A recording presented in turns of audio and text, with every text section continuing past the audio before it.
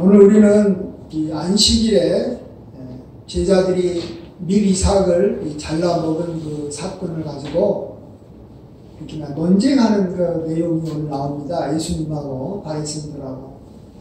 그래서 우리 오늘 좀 생각해 보고 싶은 것은 우리가 이 하나님의 뜻을 가지고 서로 이렇게 의견이 충돌할 때 어떠한 기준을 가지고 우리가 옳고 그름을 판단해야 하는지를 좀 생각해 보고자 합니다.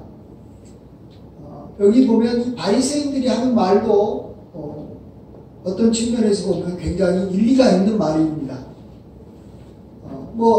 안식일에 원래는 이렇게 먹지 말아야 되는데 안식일에는 이렇게 이 밀 이삭을 이렇게 까서 먹으면 안 되는데 아마 그때는 이렇게 먹더라도 아마 이렇게 집에서만 이렇게 미리나 요리해 놓은 음식을 먹을 수만 있었지, 유대인들이 갖고 있었던 그 당시 안식일 규례에 의하면 집 밖에서 뭔가를 이렇게 자기 손을 움직여 가지고 먹으면은 그게 안식일 범한다는 거예요. 그냥 손으로 일을 했다라는 거예요. 먹기 위해서. 그래서 지금도 유대인들은 안식일에는 일하지 않으려고, 그러니까 이렇게 음식을 만드는 일을 안 하죠. 그래서 이렇게 찬밥을 먹는, 찬 음식을 먹고, 또 좀 심한 경우에는 엘리베이터 같은 경우도 손을 누르게 되면 일을 한다 이렇게 생각을 하니까 이렇게 엘리베이터를 안 타고 이렇게 걸어서 올라가는 그러한 유대인들도 있다고 합니다. 어쨌든 일을 하면 안 되는데 일을 했다라는 거예요. 집 밖에서 손으로. 그것에 대해서 그동안에 계속 이렇게 지켜왔던 하나의 규례이기 때문에 바리새인들은 예수님의 제자들이 그렇게 한 것에 대해서 이렇게 이건 문제가 있는 것이고 안식일을 범한 것이다 이렇게 이야기할 수 있는 것이죠. 이것에 대해서 우리들이 이제 좀 마음으로 이렇게 생각하면, 그냥 상식적으로 생각하면 좀 문제가 있다고 생각이 되지만, 분명히 하나님께서는 십계명에도 안식일은 일하지 말라라는 말을 했기 때문에 어떤 최소한의 해야 될 일만 하고 그 외에 다른 일들은, 그러니까 꼭 하지 말아야 될 일은 이렇게 목숨과 연관돼 가지고 해야 될 일들을 해야 되겠지만 그렇지 않고 이렇게 해야 될 일들은 하지 말아야 된다. 이런 생각은 또 어느 정도는 일리가 있고 맞는 말인 것이죠. 이것에 대해서 예수님은 어떻게 이야기하고 계십니까? 먼저 우리가 어떤 일에 논쟁이 됐을 때 그 논쟁의 첫 번째 기준은 그것이 이 성전 안에서 행한 것인지 아니면 성전 밖에서 행한 것인지를 생각해 봐라 이렇게 말씀하고 있습니다. 다른 말로 하면, 이제 요즘 말로 바꾼다면 이게 교회에 도움이 되는 것인지 아니면 교회에 해가 되는 것인지를 하나의 기준으로 삼는다 이렇게도 바꿔서 적용해 볼 수 있겠습니다.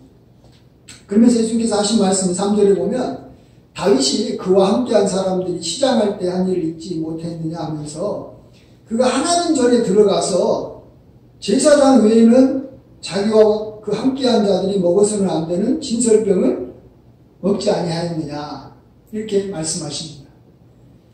지금 이 다윗이라는 사람이 했기 때문에 옳다 이런 말이 아니라 다윗이 성전에 들어가서 배가 고팠을 때 먹었던 것은 하나님께서 그것을 문제로 삼지 않았다는 것입니다. 또 이 제사장들도 역시 성전 안에서 이렇게 이 진설병을 먹으라고 했는데 이 다윗이 배가 고파서 자기의 이 부하들과 함께 성전 안에서는 이렇게 먹었던 것이 하나님께서는 그것을 이렇게 용납해 줬다는 것입니다. 그러면서 계속해서 또 같은 말입니다만 5절 같이 한번 읽어보겠습니다. 시작. 또 안식일에 제사장들이 성전 안에서 안식을 범하여도 죄가 없음을 너희가 율법에서 읽지 못하였느냐. 안식일에는 제사장들이 성전에서 안식을 범한다는 게 뭡니까? 일을 한다라는 거죠. 그때 일은 뭐겠습니까? 제사를 드리는 일이죠. 그래서 그들은 상번제라고 항상 드리는 번제라고 해가지고 아침에 양 한 마리를 드리고 또 저녁에 양 한 마리로 이렇게 하나님께 번제를 매일 드렸습니다. 근데 이 일은 안식일에 하지 않고 이렇게 쉬는 것이 아니라 안식일에는 도리어 2배로 했어요. 아침에 2마리의 양을 번제로 드리고 또 저녁에도 2마리의 양을 드렸을 뿐만 아니라 또 안식일에는 거기에 덧붙여가지고 소제와 또 전제도, 그러니까 곡식도 드리고 또 술을 가지고 하나님께 드리는 이러한 제사를 더 많이 했다라는 거예요. 안식일에, 원래는 안식일에는 일하지 말아야 되는데 훨씬 더 많이 했다라는 겁니다. 그래서 성전 안에서는 하나님께서 거하시는 성전, 또 하나님의 그러한 이름으로 이렇게 우리에게 허락하신 이 성전 안에서는 이 안식일의 개념이라는 것이 의미가 없어진다는 거죠. 성전이 더 중요하다는 겁니다. 한마디로 안식일의 어떤 그 개념보다도 성전이라는 것이 중요하다는 겁니다. 성전 안에서 우리가 하나님을 기쁘시게 한다든지 또 성전 안에서 서로 이렇게 불쌍히 여겨서 그가 배가 고플 때 성전 안에서는 원래는 이 제사장만 먹어야 될 진설병이라도 배가 고픈 사람한테는 성전 안에서는 그 진설병을 먹을 수 있다는 거예요. 그렇습니다. 우리가 이 어떤 의견이 충돌되었을 때 그게 정말로 교회에 도움이 되는 것이냐, 교회에 도움이 안 되는 것이냐 하는 걸 가지고 우리가 이야기를 해야지, 이것이 규정이 맞냐 틀리냐 가지고 이야기하게 되면 싸움이 한도 끝도 없이 진행됩니다. 아니, 안식일에 일하지 말으라 그랬는데 왜 일하냐?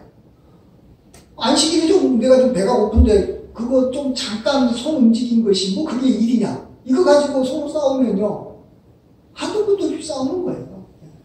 그럴 때 우리가 이것이 정말로 이렇게 이러한 일들이 많이 이렇게 세상에 드러난다든지 또 뭐 이러한 거 가지고 우리가 계속 이렇게 논쟁을 하면 이게 하나님께서 과연 기뻐하시겠느냐, 또 교회에 도움이 되겠느냐. 우리가 그것 때문에 서로 이렇게 싸운다든지 그러면은 안 좋잖아요. 그래서 그런 것들은 교회 안에서 우리가 하나의 어떤 은혜로서 그 문제를 풀어가야 되는 것이지, 어떤 이 구절을 가지고, 성경 구절을 가지고 그걸 지켰느냐 안 지켰느냐 가지고 너무 예민하게 굴지 말으라는 것입니다. 근데 또 두 번째 기준이 있는데, 이제 교회의 어떤 이름보다도 더 중요한 게 하나 있는데, 그게 바로 성전보다도 큰 이가 있다라고 말해주고 있습니다. 성전이 중요하다는 거죠. 안식일의 규정보다. 근데 성전보다도 큰 이가 바로 예수님이다라고 말하고, 예수님이 원하는 게 있다라는 거예요. 그게 바로 뭡니까? 우리 7절 같이 한번 읽어보겠습니다. 시작.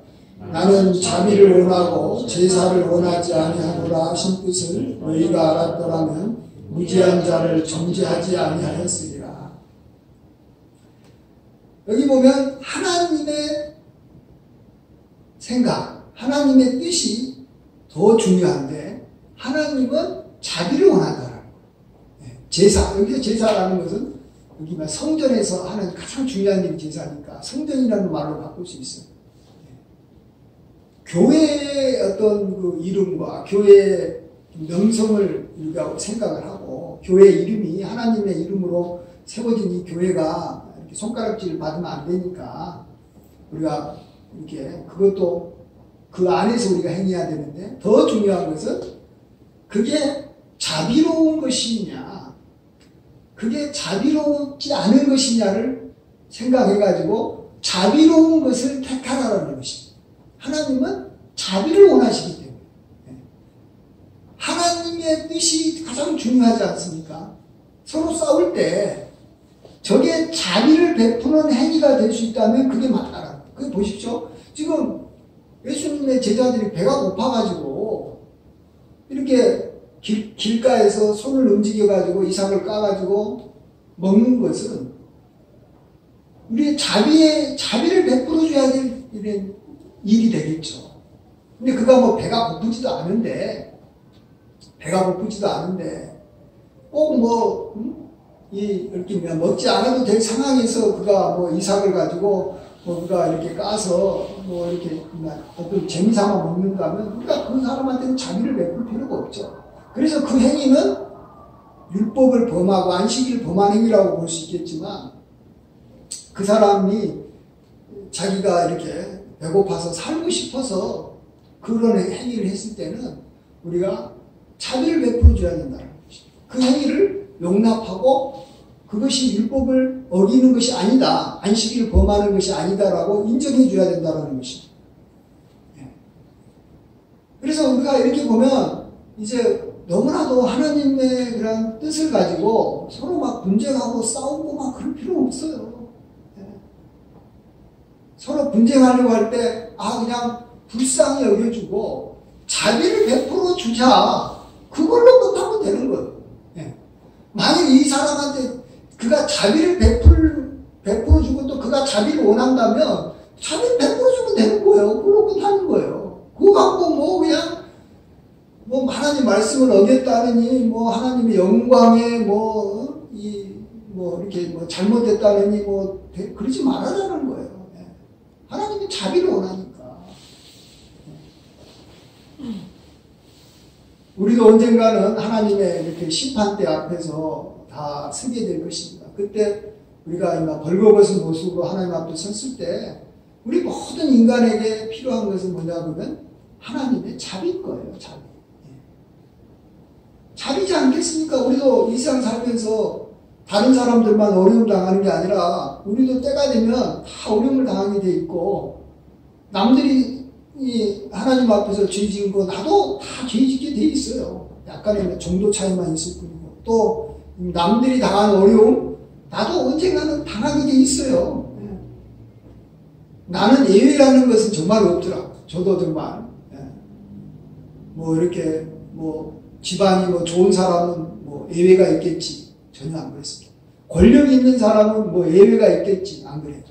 다 그런 사람들도 건강에 문제가 생기고, 또 가정에 문제가 생기고, 또 사람들과의 관계에서도 갑자기 원수가 나타나가지고, 스토커 같은 사람들이 나타나고, 사기꾼이 나타나서 어려움을 당하게 돼 있어요.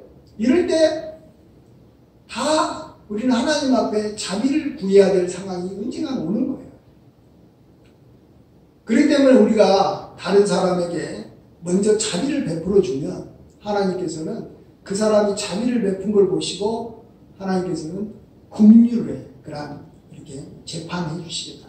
재판을 하긴 하는데 긍휼로서 재판해 주겠다.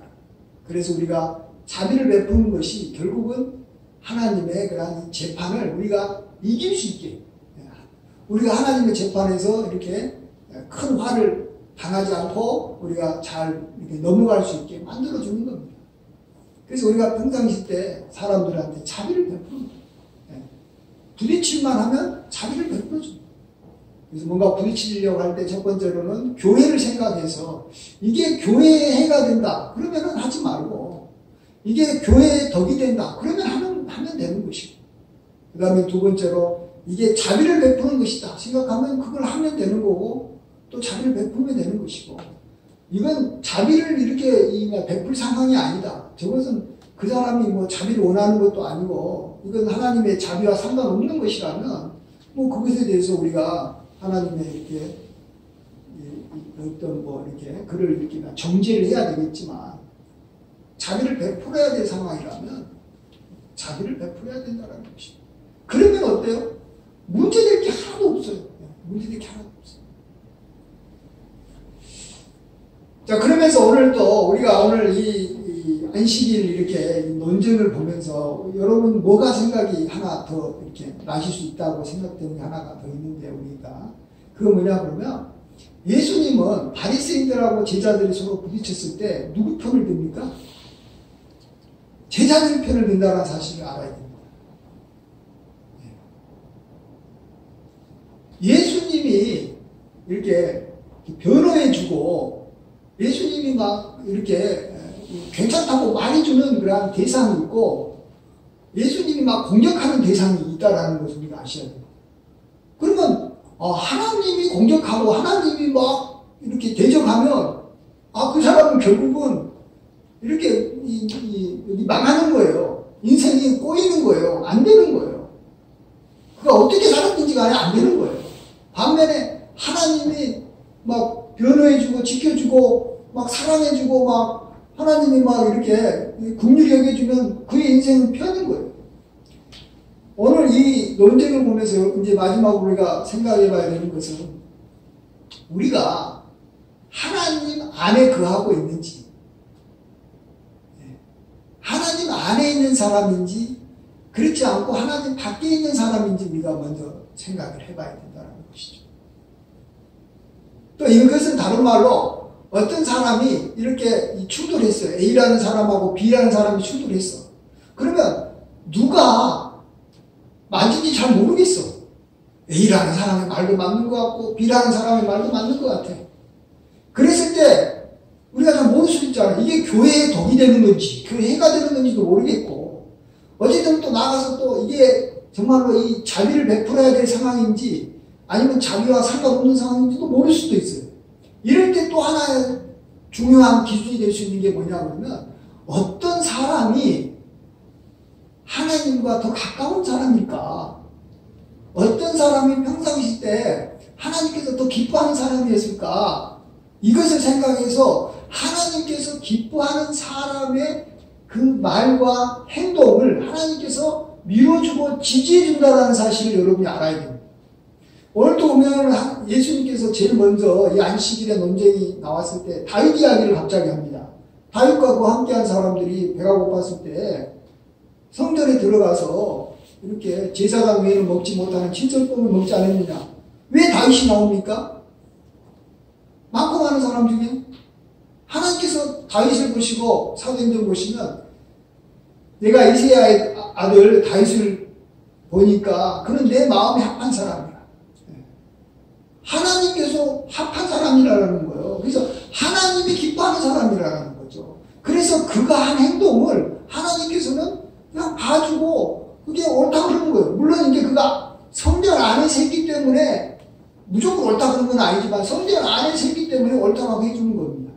그러면서 다윗은 하나님께서 기뻐하는 사람이고 하나님 마음에 합한 사람이니까 다윗이 한 행동에 대해서 웬만한 것은 그냥 봐주고 인정해주겠다라는 거예요. 물론 다윗이 뭐 나중에 아주 치명적인 잘못을 했을 때는 하나님께서 다윗도 엄하게 심판하시지만 하나님 안에 거하고 있는 사람하고 그렇지 않는 사람하고 뭔가 충돌을 했을 때 뭐 예를 들어서 다윗하고 요압 장군하고 나중에 몇 번 충돌을 합니다. 이럴 때 하나님은 누구 편을 들 것 같아요?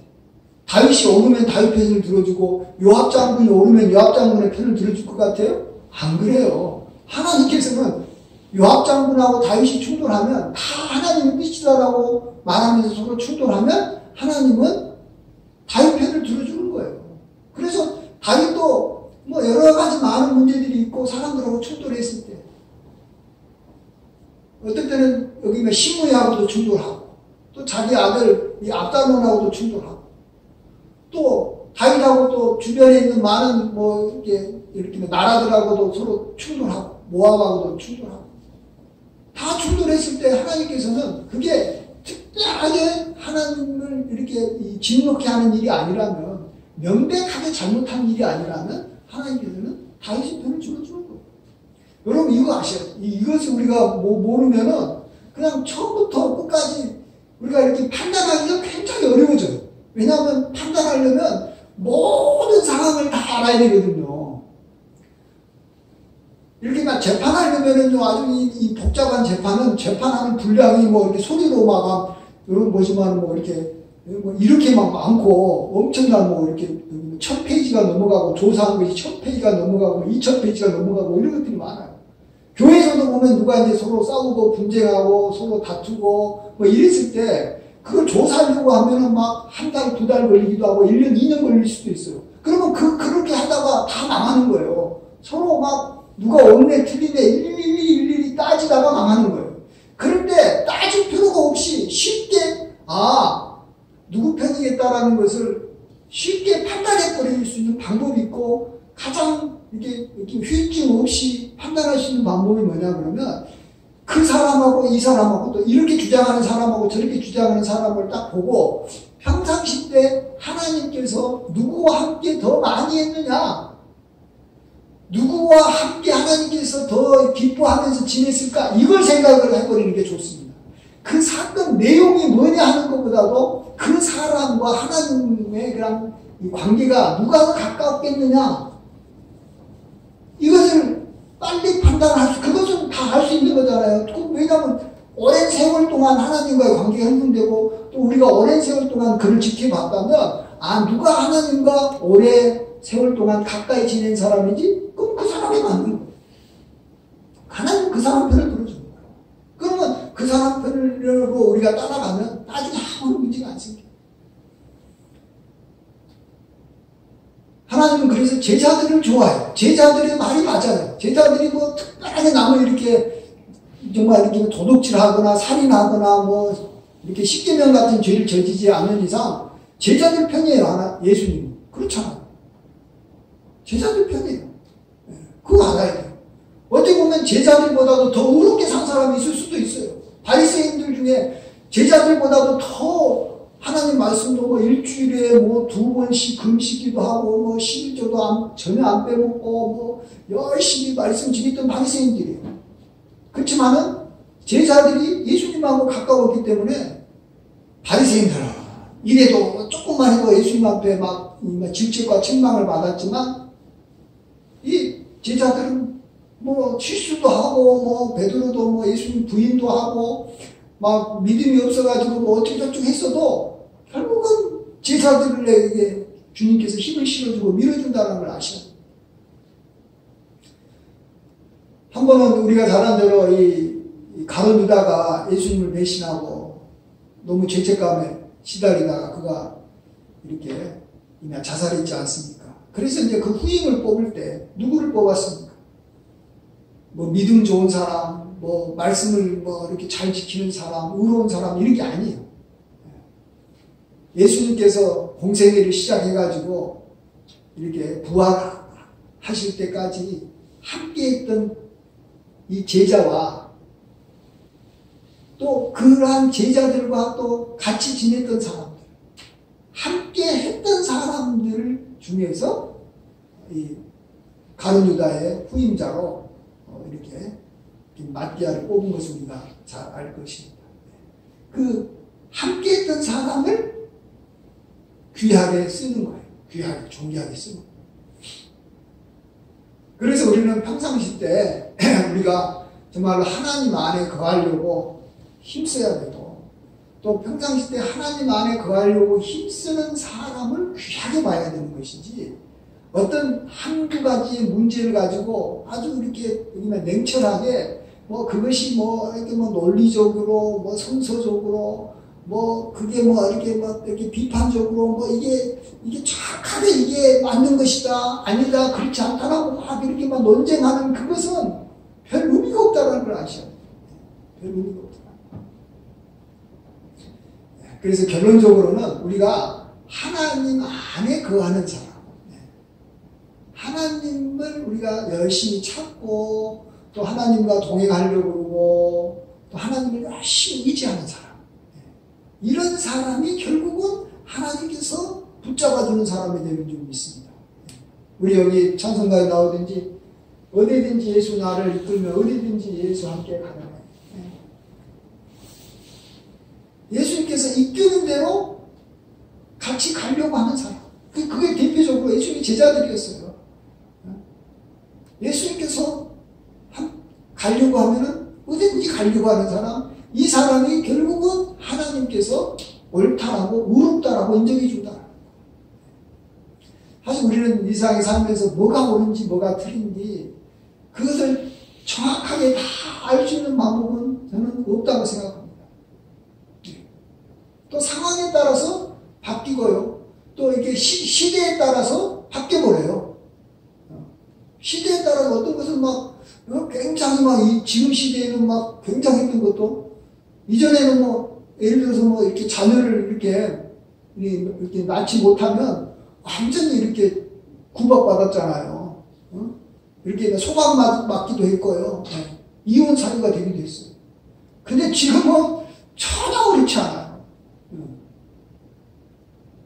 애 안 낳는 것에 대해서 아주 당당하게 이야기하는 그런 시대가 바뀌어버렸어요. 그러니까 이게 그 시대 흐름에 따라서 왔다 갔다 하는 것들이 너무 많아요. 그렇기 때문에 우리가 어떤 많은 사람들이 옳다라고 하는 것이 항상 옳은 것도 아니고, 우리가 또 이렇게 성경 구절에 막 나왔다고 해가지고 어떤 성경 구절을, 어떤 한두 구절을 딱 인용해가지고 이렇게 내밀고 그 구절에 따라서 이 사람은 잘했고 못했다 이렇게 말하는 것도 그것도 참 문제가 있는 겁니다. 그래서 오늘 우리가 이제 마지막으로 결론 이제 정리만 하고 마치면 우리가 뭔가 우리가 어떤 옳고 그름을 판단해야 되고 우리가 이렇게 생각을 해야 되는데 문제가 참 많잖아요. 요즘 시대에. 제가 뭐 구체적인 어떤 주제는 이야기하지 않겠습니다만 뭐 이게 옳을지 저게 옳을지 잘 모를 때는 첫 번째로는 이게 교회에 유익되는 것인지 교회에 더 문제가 되는 것인지, 한마디로 싸우면 교회에 안 좋은 거고 그렇잖아요. 안 싸우고 화합하면 교회에 좋게 되는 거예요. 화합, 그러니까 그거예요. 교회에 도움이 되는지 아닌지 이걸 가지고 판단하는 게 맞고, 그 다음에는 이게 긍휼을 베푸는 것인지 또 긍휼과 상관없는 것인지, 우리가 하나님께서는 자비를 원하시니까 자비를 베푸는 쪽으로 우리가 이렇게 함께 되면 자비를 베풀어주면 되잖아요. 긍휼을 베풀어주면 싸울 일이 없잖아요. 논쟁할 일이 없잖아요. 불쌍하다 그러면 끝날 것이에요. 불쌍하다라는 말을 최고의 여기 슬로건으로 삼아야 돼요. 우리 그리스도인들. 하나님의 뜻이요라고 그거 법이요 이게 슬로건이 돼서는 안 되고 자비를 베푸시다라는 것이 우리 그리스도인에게 최고의 슬로건이 돼야 되는 점이 있습니다. 그리고 다 끝나는 거예요. 다 끝나는 거예요. 하나님은 제사보다도 성전보다도 교회보다도 자비를 베푸는 걸 더 좋아한다는 거예요. 얼마나 합니까? 그 다음에 그래도 잘 모르겠다 그러면 그 사람의 생애를 두 사람이 서로 싸우고 이렇게 다투고 이럴 때 평상시 때 어떤 사람이 하나님을 더 많이 따라가려고 노력하고, 평상시 때 이렇게 어떤 사람은 좀 더 하나님 앞에 기도 많이 하고 어떻게 해서든지 좀 뭔가 하나님을 위해서 좀 애쓰고 교회를 위해서 애쓴 사람은 누구지? 그렇게 생각을 해가지고 그 사람을 생각을 따르면 되는 거예요. 그러면은 하나님의 뜻을 분별하는데 하나도, 저는 한국 교회에서 싸우고 있는 많은 어떤 주제들을요, 저는 아주 쉽게 풀어요. 아주 갈등할 것도 말 것도 없어요. 뭐가 하나님의 뜻인지 다 보여요.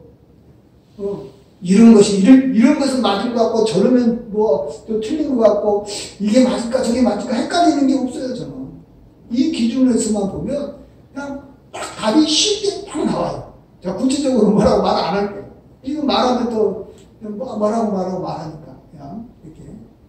대체적으로만 이야기했습니다. 이러면 여러분도 교회 생활하고, 하나님의 뜻을 분별하고, 하는데 어려움이 없고, 서로 분쟁이 없이, 서로 잘 지낼 수 있습니다. 잘 지낼 수 있습니다. 아무런 문제가 생길 일이 없어요. 하나님 믿는 사람은 절대로 싸울 일이 없어요. 그런 삶을, 하나님의 뜻을 가지고 막 싸우고, 하나님의 영광을 가지고 싸우고, 교회를 위해서 싸우고, 그런 일은 절대 없어요. 이런 기준으로만 살면. 그래서 저와 여러분은 이렇게 하나님 안에서 하나님께서 기뻐하는 저와 여러분 되시길 간절히 축원드립니다. 아멘. 기도하겠습니다.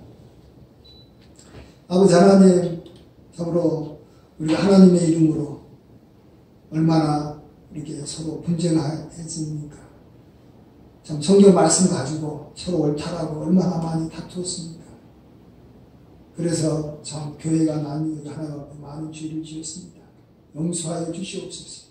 한국교회를 불쌍히 여겨주시고 긍휼을 베풀어 주시옵소서.